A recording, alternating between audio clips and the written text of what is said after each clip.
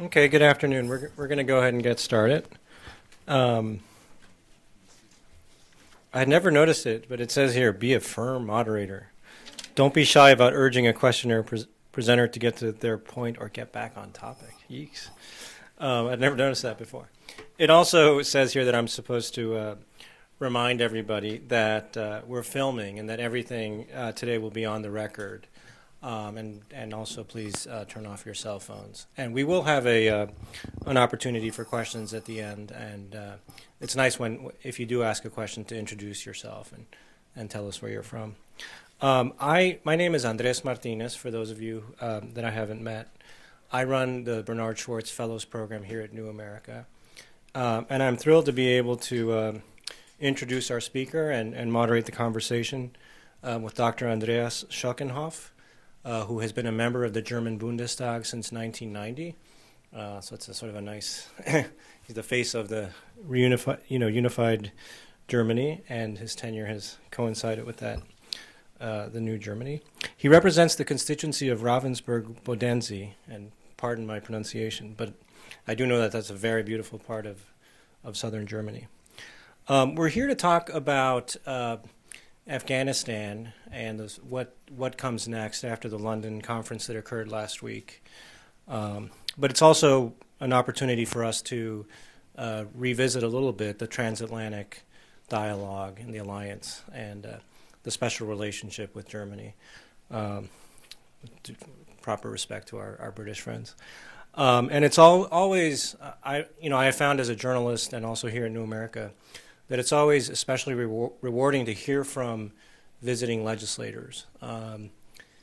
Too often we're fixed in the paradigm of hearing from foreign ministers and diplomats, and it's always kind of refreshing to get the perspective of somebody like Dr. Schockenhoff, who is a legislator. And if you were trying to understand American perspectives on the world, imagine how incomplete your view would be if you never heard from people in Congress. So I really appreciate that you are here with us today. I should mention also that Dr. Schockenhoff is in the Bundestag. He's the deputy chairman of the Christian Democratic Union and of the Christian Social Union Parliamentary Group in the areas of foreign policy and defense, and also chairs a friendship group with French parliamentarians. So we're here to talk about what happens next in Afghanistan.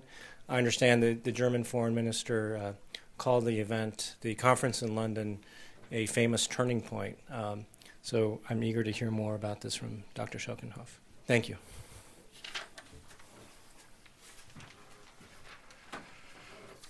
Thank you for inviting me to discuss that issue together. Myself and my colleague Roderich Kiesewetter, we are pleased to answer your questions and to discuss your comments. I don't think that the London conference was really a turning point in our approach, but that mission is very unpopular in Germany. Recent polls say that 80% of the public opinion refuses our engagement in Afghanistan. Nevertheless, it is without alternative, and I think the Afghanistan conference was very important for us to improve.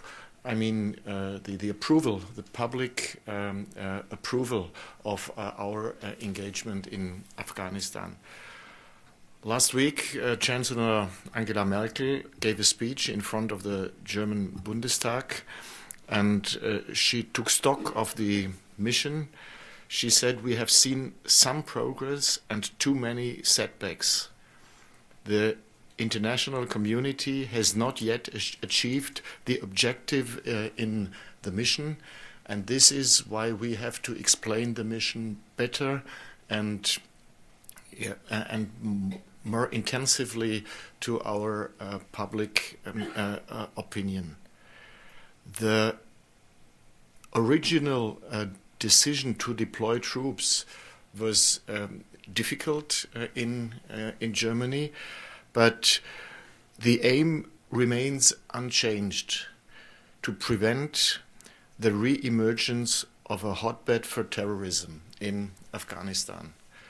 the headline over that mission is now named in Germany by Chancellor Merkel a responsible handover. A responsible handover to Afghan people, to responsible handover into Afghan responsibility. What does that mean? That means, of course, first of all, more responsibility for the Afghans themselves, more development assistance, more training for soldiers and police officers. That is the German government's concept for the mission in Afghanistan, and that was our contribution to the London Conference. The Chancellor refused to set a precise date for the withdrawal of the Federal Armed Forces.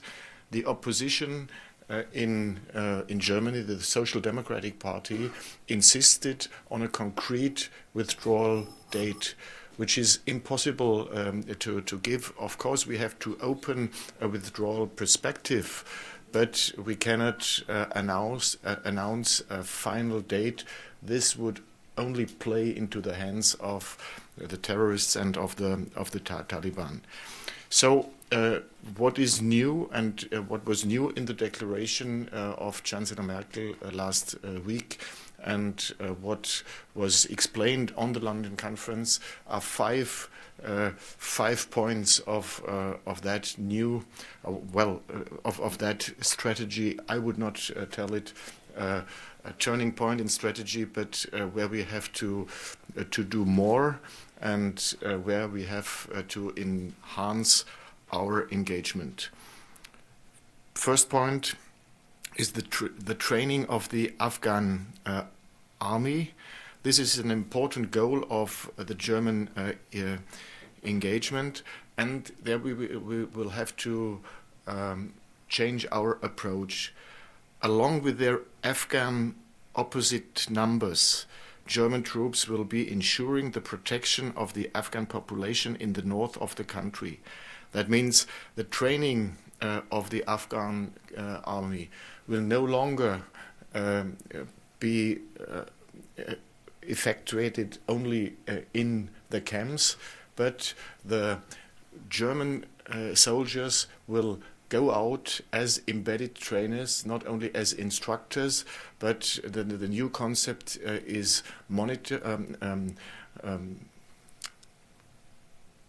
partnering. That means common units who go out together, who are visible in the area. To this end, another 500 soldiers will be needed. On top of this, 350 soldiers from a flexible reserve, which will respond to special situations. The German contingent currently numbers 4,500 soldiers.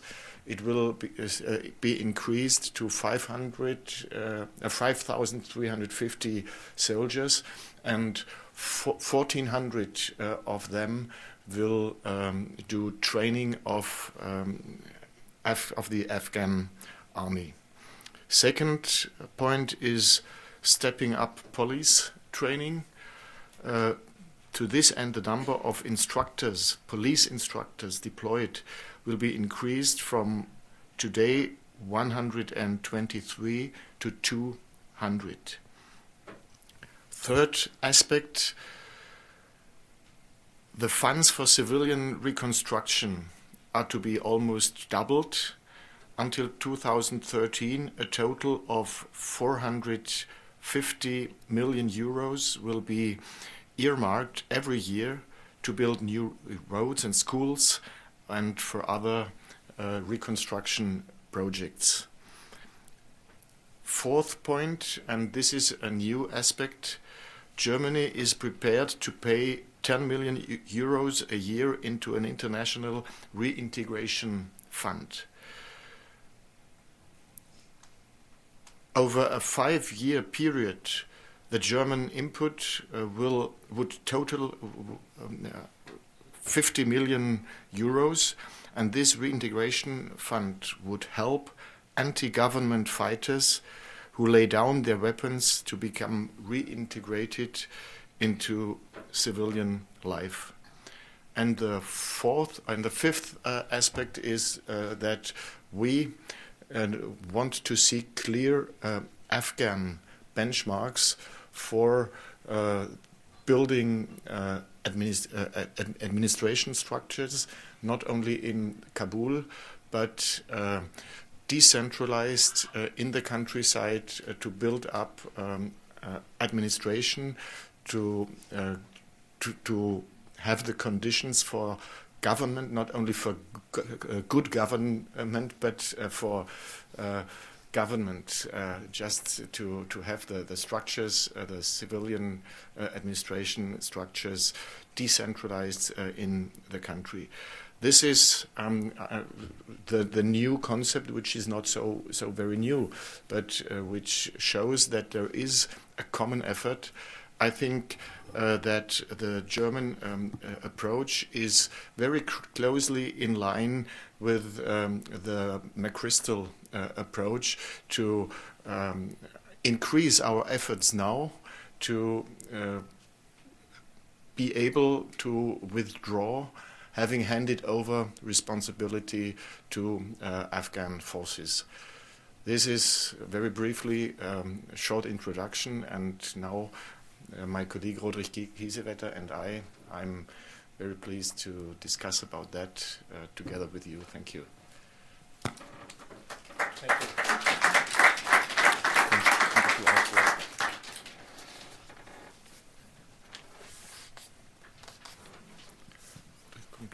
Thank you. I wanted to maybe just start off a conversation by, it's interesting to think back to our presidential election in this country and the fact that the high point of Barack Obama's campaign for the presidency probably occurred in Berlin when he gave that speech the summer. I think it was on the eve of him actually being formally nominated, and you had 200,000 people, or however many people came out to hear him.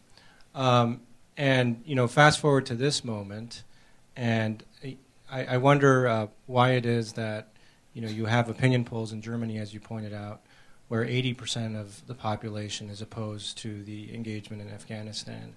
We can no longer attribute this to sort of any kind of Bush factor. This is now Obama's war, and one of the great advantages to President Obama from the American perspective in terms of sort of branding America and strategy was this idea that this administration was going to have an easier time selling multilateral approaches overseas. I recognize that your government is on board to continue on in Afghanistan, although the question of the surge is one that we could also address in terms of the numbers. But if you could just sort of talk about the sort of broader political effect. I know that there's been a great deal of consternation about the incident last September that led to an inquiry. This was the airstrike that I'm sure most of you are familiar with that resulted in apparently in a lot of civilian death in Afghanistan. And I don't know to what extent that contributed to the growing unease with the war. But if Obama can't sell this war to the German public, who can, I guess, is my question. I think it is not the impetus of one person, even if it is the Obama, who is very, very popular in Germany. But you should not forget that we do have a very recent experience of out-of-area engagement, and the public opinion is not used to it. So the main question was to give to the public opinion a perspective of withdrawal, because the public mood was, how long will we have to stay there? Will it be forever? and to have a clear perspective and to hand over, responsible handover. That means we cannot just go out without having reached any of our aims. And of course, in polls, the question is always how you ask the people. Of course, everybody would like to go out, but under which condition, and which Afghanistan do we want to have after the mission? And I think it is possible to explain it to our public. Nobody would like to go back beyond the situation of 2001. And so we have perhaps to, and we declared always in Afghanistan, it is not a war. We are not in war against the Afghan nation. We are not. We are helping them to reconstruct the country, and we have perhaps not enough openness in our political debate. Of course, helping to reconstruct the country includes targeting the terrorists. And if there was a kind of shock about that incident in the Kunduz River, it was because we had not declared sufficiently to the public that to reconstruct the country, we have to target terrorists first. And this is a kind of evidence which we have to get the German public opinion get used to. I don't know if you want to complete. Only just to add some thoughts in addition. Well, it's not very easy to communicate war to a population, at least not to the German population. And it is not the aim of the German policy to conduct a war in Afghanistan, not at all. What we have tried to communicate to our population is that we need a comprehensive approach with civilian and military parts engaged in that. However, in the past, we concentrated very much and to a very large context on the military approach. Why? Because the civilian NGOs and also governmental organizations withdrew from northern Afghanistan due to the fact that it was quite dangerous.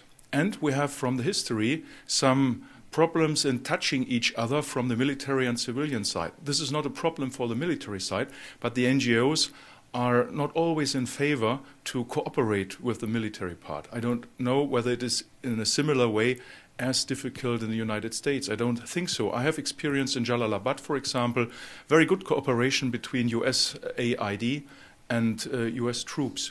So to cut a long story short, we need to communicate even better to the German population what are the aims, ways and means for that we conduct this in cooperation with our allies, that we are not alone there, and that we need much more to build upon civilian capacities. And I think it's up to the German government to communicate that in cooperation with military and NGOs. And it is not up to one man or to the Chancellor, to Angela Merkel to do this. This is really an effort of the whole society and the politically responsible people there. Thank you. You mentioned, Dr. Schackenhoff, that your government's thinking about the way forward and the result of the conference is very much aligned with General McChrystal's strategic plan that was much bandied about last fall. And you're correct, obviously, in terms of the idea of a responsible handover and building up the Afghan state so that we can sort of step back. And in fact, if anything, President Obama has telegraphed the end date of this mission much more explicitly than your chancellor has been willing to do. But just on the question of manpower in this surge, I wonder if if the Europeans are as aligned with Washington, beyond the actual strategy, because I think part of the way this was sold here in the United States was that the Americans are going to send 30,000 more troops, for this finite period, and other NATO forces will amount to a 10,000 additional commitment. Now, the Chancellor's announced that 500 more German troops will be going, but France has said 850 with the reserve. And the French have said, not now, thank you, and other the Scandinavians and other countries it's been hard for them to add to their missions in Afghanistan. So is that 850 number driven by the sort of political realities in Germany, or do you feel that it's a sufficient contribution, and is NATO itself going to fall short, and is that a problem? I think it is first of all driven by the capacities of the German Bundeswehr. I think that 6,000 in Afghanistan would be absolutely the limit of what we can deliver. Actually, because we have other engagements in Kosovo, in the UNIFIL operation at the Lebanese coast. We are part of the mission at the Horn of Africa, and we are still bound with a small contribution in other Balkan countries. So. The status of operationality of the Bundeswehr remains limited, and so it is not only a political decision, but nevertheless, you are right, it would be hard really to argue in favor of even more important contribution. As I told you, the opposition in the German Bundestag is insisting on an end date, on a concrete date of final withdrawal, but they have also insisted not to increase the number of the German contribution. So if we want to keep them with us, if we want to have the main opposition parties behind that mandate, which we have to adapt in our next parliamentary session next week, and this is an important political aim to not to have only the government coalition voting for that mandate, but to have the most important part of the opposition behind the mandate. So this is the political impact. Just some additional facts and figures. The German armed forces have a total of about 250,000 soldiers. But do not forget, we are still a conscript army. That means big parts of the armed forces are bound in training and education of the conscripts who are not allowed by law to go abroad. On the other side, we have about 25,000 military personnel bound in operations due to our preparation cycle. That means we have about, in 10 operations worldwide, about 8,000 soldiers. And due to the preparation cycle, we take it times 3. That means in preparation, in deployment, and after the deployment phase. And so we have about 10% of the armed forces abroad and in preparation for and after deployments, just as a figure. Thank you. A couple more questions come to mind, but we have a very knowledgeable audience, I'm sure, and a curious audience, so I'm going to open it up to questions from you all. Sir. And again, if you could just introduce yourself. Sure. I'm John Aldonis with the Overseas Private Investment Corporation. First, I was up in Mazar with some of your German colleagues about a year ago. Just want to say thank you very much for their service and their contribution there. They really run a tight ship. As I understand it, the U.S. Has talked about shifting some of its resources to the east and the south, and I'm talking about developmental resources. And you mentioned perhaps doubling your reconstruction budget in the next year.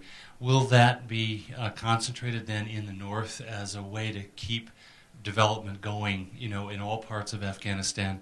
And if you could speak a little bit to some of the specific reconstruction efforts underway. Our military engagement will remain concentrated in the north, but the reconstruction funds will be for a country as a whole, will be for projects in all parts of Afghanistan, even where the hard security is delivered by other nations.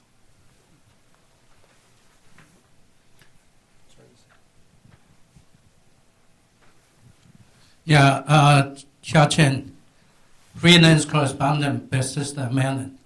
I have some very basic question we'd like to ask. First is this.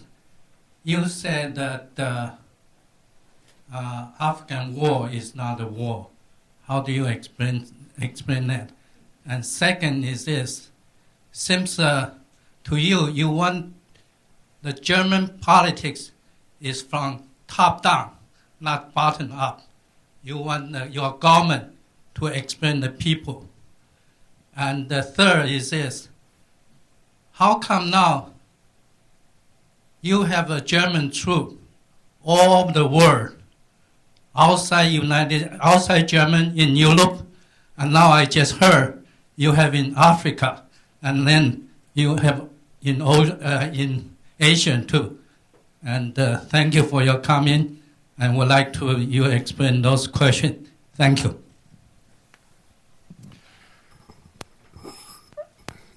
Are we at war? It is a juridical question. A war is defined as a conflict between states and a conflict against an enemy state. We are in Afghanistan invited by the Afghan government and based on a United Nations mission. So we are not in war against Afghanistan, and the Afghanistan people are not our enemies. But the juridical impact is if incidents like in Kunduz happen, are German soldiers treated following German law, German penal law, or are they treated following the principles of international, was heißt internationales Kriegsrecht? Humanitarian law. International humanitarian law. So it is a juridical question. It is not a description about the quality of our engagement. This is really a question touching internal policy of Germany, because every German soldier who is hurting or killing an Afghan or as a soldier or a civilian person outside Germany will be put in front of a German civilian justice court. So we have no military courts in Germany in peacetime. And that means every soldier being responsible or a leader in operations knows that he is with one step inside a prison. And it is very important for our soldiers to have a certain safety or security or certitude regarding their commitment and regarding their juridical responsibility. This has nothing to do with the international law. This is purely interior. And we need this certitude for the German soldiers. This is not a political decision. This is up after the Kunduz event. It is now with the General Court of Germany, and we expect in the course of this year clarity on that. And it will help German soldiers for their conduct of operations if they know that it is not a penal law, it is an international law which is applied there. Did you also want to just remind us exactly where your overseas forces are distributed? That was part of the question. Yes. Oh yes, sure. Very briefly, we have about 2,000 soldiers in Kosovo. We have about 200 soldiers still in U4 Althea, that is in Bosnia-Herzegovina. We have about several hundred soldiers, about 800 in UNIFIL at the border or at the coastline to Lebanon. We have in the operation Active Endeavour, which is demining and as well surveillance of ships in the Mediterranean, about 200. And we have at the Horn of Africa, pending on the ships and availability of the ships, several hundred soldiers. In addition to that, in Afghanistan, about 4,500, which will augment to 5,300, 5,400. And we have in some smaller operations in Georgia, EU observation operation in Sudan, we have about 200 soldiers, observers. In Ethiopia, we have about 50 soldiers, and so on. So these are the about 10 additional operations beside of Afghanistan. The main operation is still ISAF, followed by Kosovo. In Kosovo, we offer the biggest part of all contributing nations. There's still probably a little time to get into Iraq if you want to. No, bad joke. Way in the back there, please. Stanley Cobra with the Cato Institute. When the Cold War ended, the new mission for NATO was supposed to be out of area. I'm sure you've heard the line, NATO out of area or out of business. What you've been saying is that out of area is not popular in Germany, and that raises questions of whether you can have out of area again, even under NATO auspices. If you cannot, then the logic of out of area or out of business leaves you with out of business for NATO. So how do you see this affecting the future of NATO if the people of Germany no longer will support out of area missions?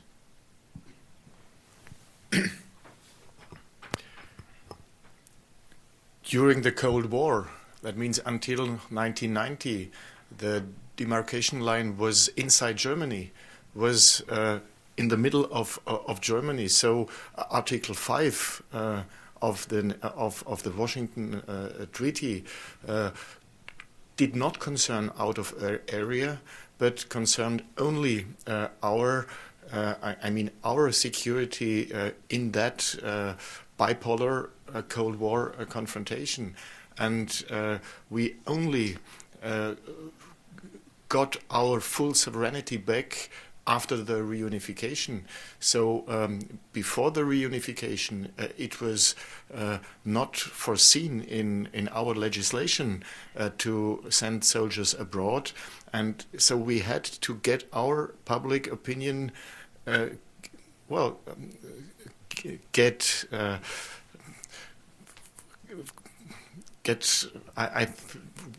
to learn to take responsibility in that missions, and then that we have to defend our security outside of the NATO territory, that we have a new theater of threat, asymmetric threat. This is a lesson to be learned by the public opinion in Germany. It is really a tremendous progress German society and population have achieved in the last 20 years. So remember, after the Second World War and the phase of re-education, which was very important and is still lasting in some areas, Germany became a very peaceful society after two big wars in the last century and some other engagements. And it was really a question of responsible policy and politics to re-steer the German very peaceful attitude to be peaceful, however, to take up the responsibility we have received from the other countries and mutate this responsibility into responsibility for others, so that we now are not a receiver of responsibility of others, but also a donator. And remember, the second Gulf War in 1990, we paid about 18 billion marks not to take part in this. And we had some soldiers at the border of Turkey to Iraq who came back and were not prepared at all. And this was horrible for the discussion internationally as well as national. So Chancellor Kohl to that time tasked the Ministry of Defense as well as some others to reschedule German commitment and German engagement. And it is really important to acknowledge the progress that Germany changed from a receiver to a donator of security. And to answer your question as well, we wanted to have NATO inside the business, not out of business. And so Germany is one of those European nations who is really trying to help and assist where it is possible. Due to the fact that we have a conscript army, one of the remainders in Europe, we have some limitations. However, it was a social democratic foreign defense minister who said that the liberty of Germany is defended at the Hindu Kush. And this was really under discussion. And it was a left, that means a red and green government, who brought Germany back into the Balkans by military means. So this was a tremendous change in our political attitude, and now it is quite normal. However, let's be happy that we have a peaceful society and that our society is quite critical with our military means. So we are really controlled. The Bundeswehr is not out of control. I wanted to follow up quickly on that. Great question. In some ways, we can forget this as the years goes on, but part of the justification for invoking Article 5 in the aftermath of 9/11 was that there was a direct attack on a NATO member. Now, the years go on, and if the war is more about rebuilding Afghanistan and the Taliban and less so about Al-Qaeda, the sort of legal jurisdiction gets perhaps flimsier. But in some ways, this engagement is much more in area than, say, Kosovo was. But on that formulation of out of area or out of business, another dynamic of NATO to sort of change its mission and perpetuate itself has been enlargement. And I would love to just hear you quickly address the issue of where you see the state of play on the question of even further enlargement, Georgia, Ukraine. It's been a very contentious issue, and my impression is that, as far as the Washington perspective is, we don't want to rule this out, but it seems that it's been sort of kicked down the road. But what is your government's attitude? Our attitude is that every European state is invited to join NATO when it is really prepared. But every step of enlargement has to bring a surplus of security. And in the case, for example, of Ukraine and Georgia, we were convinced that they were not prepared to join NATO, and because they were living in conflicts with their neighbors. And if Article 5 would have been applied, it would have brought us into big difficulties. So there is the policy of the open door is the official German, of course, German attitude. There is no right of veto against NATO enlargement, neither by Russia, neither by any other country. But every enlargement has to bring security. Every country joining NATO has to be a security provider and not a security taker for the whole of the alliance. Right here in the third row. Thank you. My name is Amy Watson with Pax Christi USA, and I wanted to ask a question about the drone attacks. Under the Obama administration, the drone attacks have increased, and then also this includes areas in Pakistan. And so I'm curious about the German either political or public reaction to the increase in drone attacks and what the involvement is either militarily or diplomatically with Pakistan. Thank you. Thank you. Well, Germany is not involved in these drone attacks. I think also that it is not purely NATO-owned, but it is NATO accepted.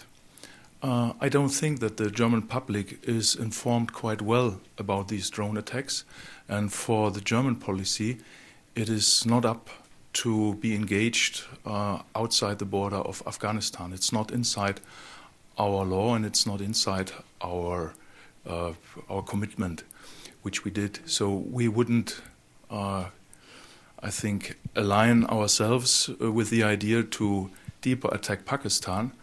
We see more the need for political solutions, and as well as we support, nevertheless, the US-American approach. However, we need, with regard to Afghanistan, with regard to Pakistan, a broader approach. Sir? Right here, Andrew, in like the fifth row. Thank you. Rob Warren, the Foreign Service Institute. President Obama declared war against al-Qaeda. Do you have the same public opinion in Germany that indeed al-Qaeda is a threat to the German homeland? I think the last major incident in Europe was the bombing in London in 2005.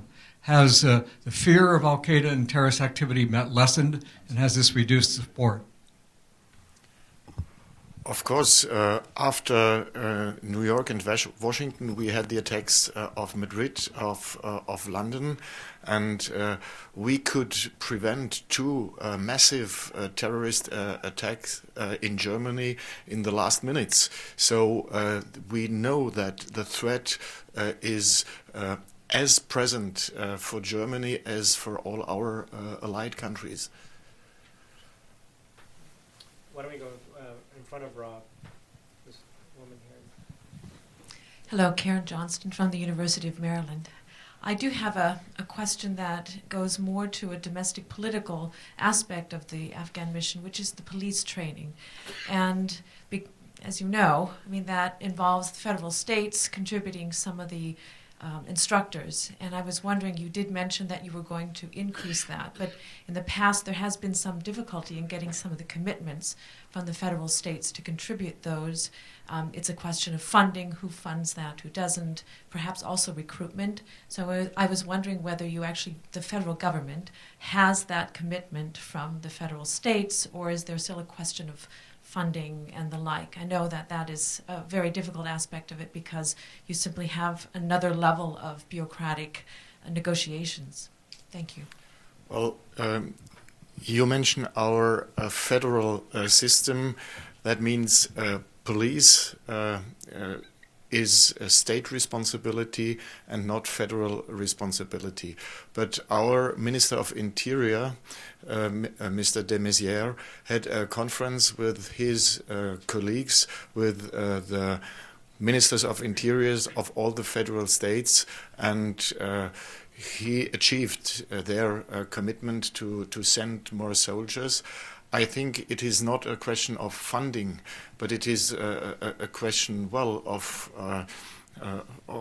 the threat they face there. And we had public declaration of the police union, who declared that it was impossible to expose policemen to military threats. So it is a question of security, and it is a question of escorting them. We think for one policeman we need 3 soldiers to protect him and to allow him to fulfill his mission.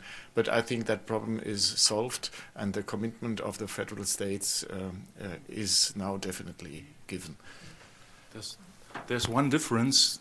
Soldiers need not to go there voluntarily. They are ordered, but the policemen need to go voluntarily. So this is a big difference and also a big issue. Karen, I'm very happy to see you again. We worked together at Lockham in US-EU Young Leaders 10 years ago. 9 years ago. Pleased to see you. I'm Mitzi Wertheim with the Naval Postgraduate School. I want to ask a follow-on to this police story.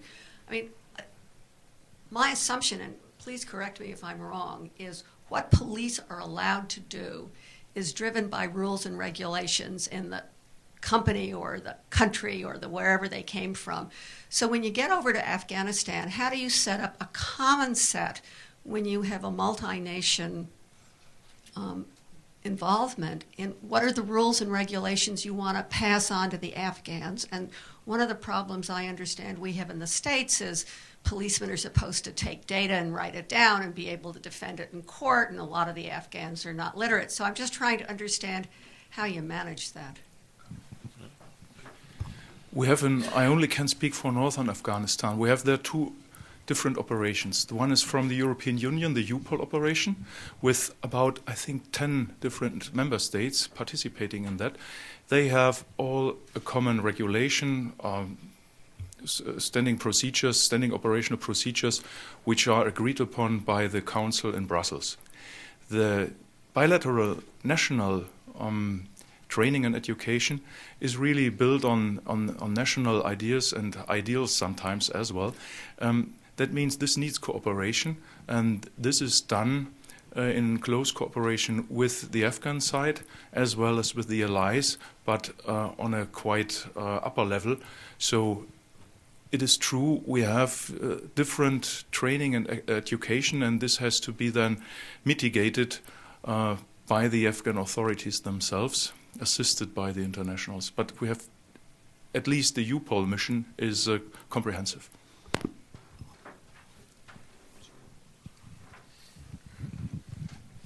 Tony Sullivan, Senior Fellow for Near East Programs at the Fund for American Studies. Your Excellency, you started your presentation by remarking that the objective from the German point of view of the operation in Afghanistan is to prevent the re-emergence of terrorism. Apparently, you are optimistic that success in that regard can be achieved. Given the realities in Afghanistan that everyone in this room is aware of, from isolation to lack of education to disease to corruption and many other factors, could you adduce for us, if it is correct that you are optimistic about the outcome, could you very briefly itemize the specific reasons why you are optimistic? Well, we have too many setbacks, but if we compare the situation in Afghanistan today with the situation when we came in 2001, I think we should not underestimate our successes. We have an Afghan constitution. We have a government. We have 7 million pupils going to school. We had less than 1 million 8 years ago, and now 1/3 of pupils are female. That was not possible before. We have 50,000 students in Afghan universities, and we have constructed roads, schools. We have now access for the big majority of the population to basic medical treatment, and I think that shows to the Afghans that we are building up the country. I think we had to learn perhaps to reduce our objectives. Perhaps in 2001 we thought we could export a societal model or a model of democracy. I'm today much more skeptic about that. But if we reach sustainable Afghan-owned stability, then we have achieved our goal that Afghan is no longer, I mean, a country of recruitment, of education, and of deployment of international terrorism.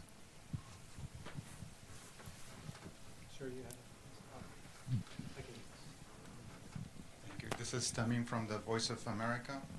Despite the successes that you just mentioned, in the past 8 years, your reconstruction efforts in Afghanistan largely have not been very successful and effective. And a lot of money were wasted. Could you explain how do you conduct your reconstruction works from now on in Afghanistan? Through what channel it's done?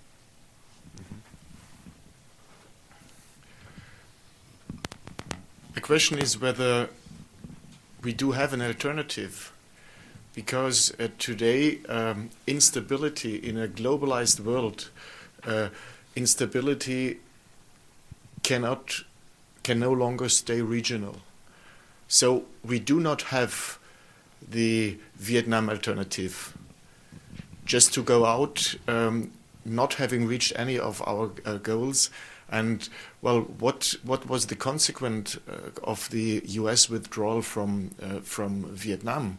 We had a chaotic situation in that part of the world for years, if not for decades. But in the case of Afghanistan, we would not have regional chaos and regional disorder. We would have it worldwide, and we would have terrorism won that confrontation. So the alternative is not given. So we have failure is not an option. So if we want to go out, and if we have not reached our aims, we have to do more.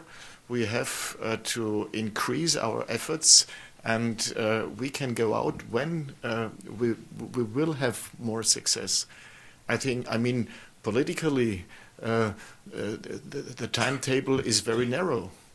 The timetable is defined by November 6, 2012, and we all know that. And if this is the main contributor to the ISAF mission, I think the timetable of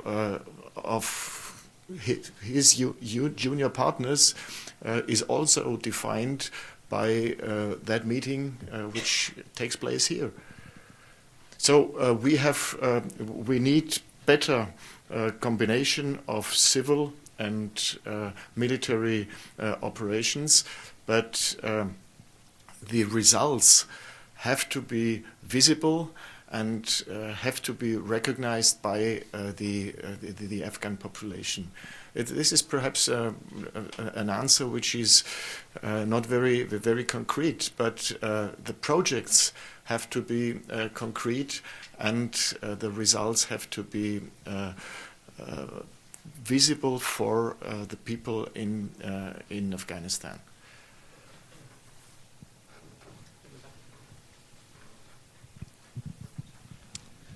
Good afternoon, and thank you for coming. I was lucky to benefit from the hospitality of the German restaurant in Kunduz on Christmas 2005 with the little German biscuits, and I will always remember that. I'm Arnaud Serra-Orgelin from the Johns Hopkins University. You mentioned a lot of successes in Afghanistan over the last 7 years, but as a whole, the perception, because of the loss of control of the territory, little by little, year by year, the perception is that all these successes are very fragile, because somehow in many areas of Afghanistan, all these services were never delivered in the south and in the east, and now in the west and in some part close to Kabul, it's getting difficult to have these services delivered. And I was wondering, you mentioned also that the new policy was to hand over responsibility to the government, but to the Afghan government. But as I remember from the very beginning and the light footprint policy, that was what everybody was saying already in 2002, and all year after year, let's have the Afghan government do the things. We don't want to have a mission like in Cambodia or in Kosovo. It's going to be the responsibility of the government. And obviously it has not worked as well as we hoped for over the last 7 years. And I think there is maybe the responsibility of the Afghan government, but as I think they have the right to fail for many years because they are learning. And on the other side, there is a responsibility of the international community, and I feel that we should not have the right to fail because we have the means, and we are supposed to bring technical expertise, we have money, we had the troops, we had everything. So my analysis is that actually the example you gave about the training of the police is very interesting. How do the different training programs coordinate? So UPOL is doing their things, and then there is a bilateral training, and hopefully the Afghan government is helping with this. And this is an example in police that happens in many other sectors. So my analysis actually is that over the last 7 years, if we can... I'm sorry, can we move to the question? Yes, the question is because there is a lack of coordination, and I'm not sure it's going to change from now on with the new, after the London conference. So how do you think it would be possible to create a better coordination among donors so that we can really work together and we don't have all these little programs separated from each other? Thank you. The problem is not only a lack of coordination. One of the main problems is the weakness of the central government. And this is what, and I do not think that the international community is in a position to provide security for Afghanistan without Afghan commitment, without local and regional commitment. And so two main points of that new approach is first, decentralization. We should no longer only focus on Kabul. We need administration structures in the regions, and so we have to focus our programs on regional training, on regional governance and Afghan commitment. That does also mean that we need that reintegration fund. We have to break the solidarity or the loyalty of people who are working with terrorists, who are working with Al-Qaeda, not because they are fundamentalists or because they are terrorists themselves, but sometimes because they have no economic alternative, because they are economically depending on that kind of operation. So engaging Afghan population, engaging also regional chiefs, regional partners into that program, and that coordination, that means not that everybody every donator is present in all parts of Afghanistan. That we have, of course, that we have a responsibility for certain areas. The US probably will be present in all parts of Afghanistan.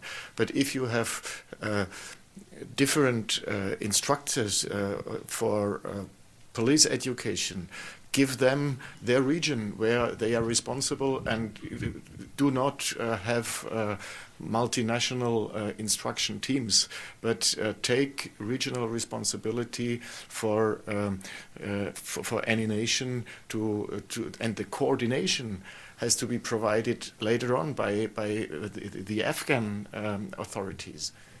I don't know if you want to... Yeah, very briefly. Last week I had a discussion with some students Afghan students from Herat and Kabul. And they showed us and explained us the progress they have seen in the last years. So there's really a very impressive progress regarding universities, for example.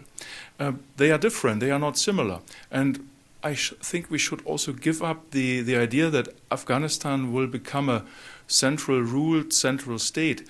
It will become, if we succeed, a federal state, even tribal-oriented. Why shouldn't we have different approaches in different areas competing with each other in a peaceful way? I think this may be a way out.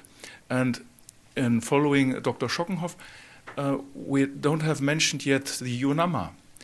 We have to strengthen this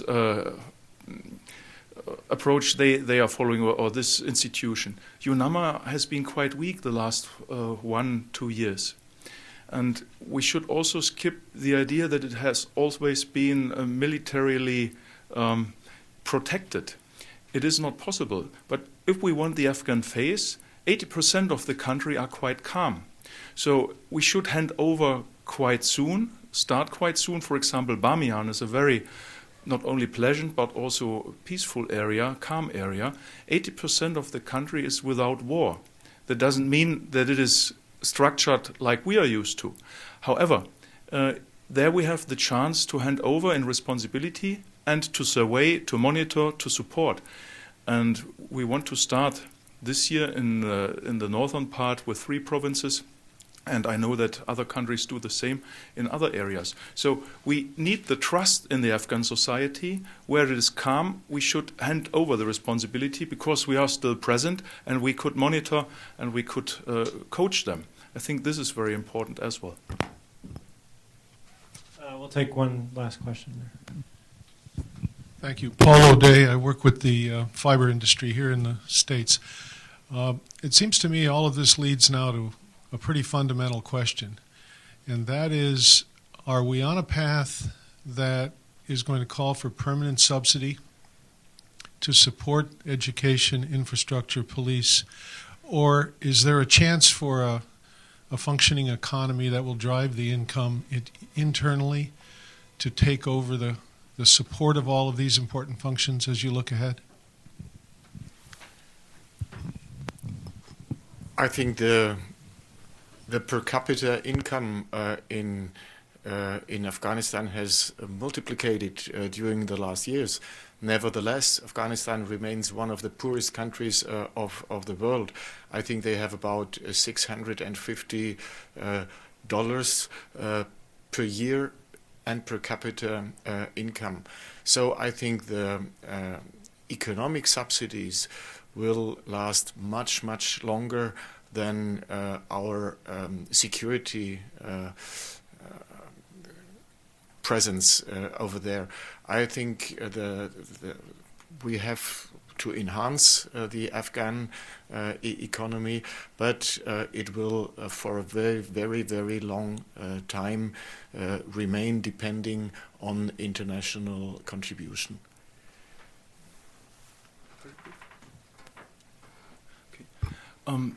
Only an example which I experienced in Jalalabad with USAID. There the Pakistanis came from over the border, bought all the onions, and during winter time they sold back the onions. USAID produced some onion refrigerators, some stocks for production chains and supply chains inside Afghanistan. They recruited farmers from Wyoming, as I remember correctly, who supported the local farmers. I think this is the aid Afghanistan needs, help for their own assistance. And now they have taken over the stocks, they have taken over small factories, and they are producing their own onion juice and so on. I don't know for what they needed, but they are producing it. Yeah? So this is important, not to offer the neighbors opportunities for big business, but to offer the Afghan farmer to build up own business. And I think these are examples which might help also in other regions. I'm going to add one last question. Sorry about this, but I want to just return back to the the question of the strength of the transatlantic alliance and a lot of the discussion about Afghanistan, there's a sort of familiarity to the complaint that you hear among the American public that, geez, why does the burden fall so heavily on us whenever there are engagements around the world? And obviously presupposing that we all agree on what the engagement is. But it's this question of burden sharing that is a recurrent one in American politics. And I wonder, to what extent you worry about this American complaint.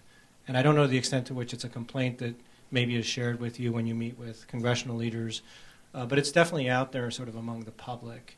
And you've done a very good job of providing us context in terms of the numbers in Afghanistan. But the sort of general optics to the American public is that Europe has, in many cases, sort of receded and pulled back in terms of investing in military capacity, and a lot of that sort of then just falls on. On the one hand, there's a lot of complaints about the sort of American hyperpower and the only superpower. On the other hand, there's less investment in Europe on the military. So in terms of how you think about burden sharing and whether this is a complaint on the part of the American public that worries you going forward, and whether there's some answer to begin to address it, whether it's making that investment or explaining better the sort of different comparative advantages that countries can bring to bear to an engagement like this. How would you, if we were in a town hall meeting in Iowa, you'd be hearing a lot about, well, why is it always American troops that have to go over there? So what would you tell people? I mean, at the beginning of the 21st century, the United States remained the only power who has the means, the capabilities, and by the end, the political will to project power worldwide if needed.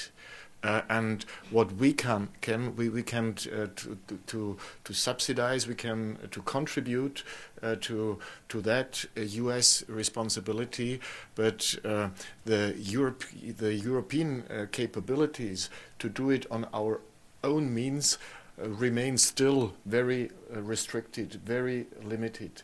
So if Europe wants to remain a relevant partner for the United States in a real transatlantic partnership, we have to improve our capabilities.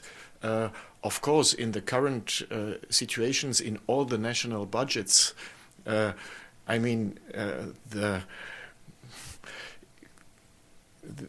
march to increase military spending is very, very limited. So I see the political way out of that restriction in a kind of pooling of European resources, also military resources. Pooling means that we have to make each other more depending on each other in Europe. That means we have to be ready to transfer a kind of sovereignty in security matters from the national level to a common shared European responsibility. So the question is not what can 26 European NATO partners do more, where should they spend more in their national military budget. I think even Germany and even Great Britain would not be in a position to become a more relevant partner and to offer real burden sharing to the United States. So the condition is to be ready and to implement European defense. And I think this is seen today in the United States of America. 5 years ago, European defense was still seen in a certain rivalry to NATO in the United States. I think today we have really a shared and common view that European defense has to be the European pillar of NATO, and it has to be organized and realized inside NATO and not beside NATO. I think this is the only chance to give you really the assertment that that you are not alone, and that it is not only a symbolic participation in taking worldwide responsibility, that but that we want to do more to be able, if needed, to deliver more.